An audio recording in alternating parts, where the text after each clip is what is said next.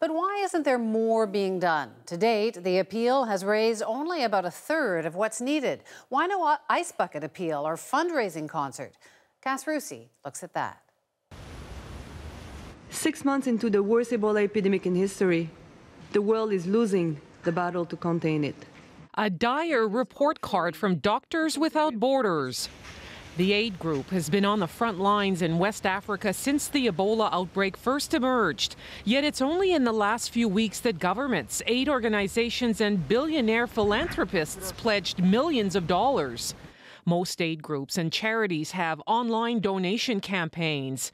But response has been lackluster. This Winnipeg-based charity is struggling to hit its modest target of $2,500. We haven't been able to reach our goal quite yet because I think Ebola is still not really on people's radar in terms of being an issue that affects Canadians. Relief organizations like AmeriCares say compared to other disasters, it's been a challenge to get donors to respond to the Ebola outbreak. We've not yet crossed the $1 million mark. To give you some comparison, about 5 weeks after the Typhoon Yolanda hit the Philippines last year, we had raised about 5 times that.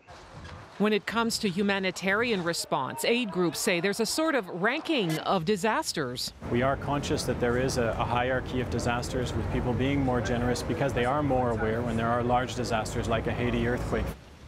And the Ebola disaster has unfolded slowly compared to sudden disasters like tsunamis and earthquakes. So the outbreak doesn't seem to have the same sense of urgency.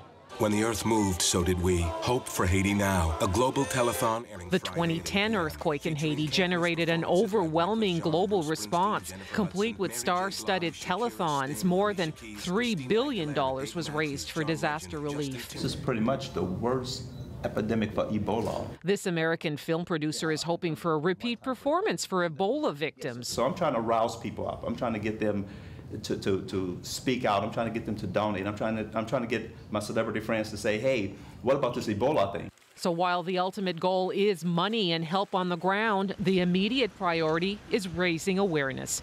Cass Rusi, CBC News, Toronto.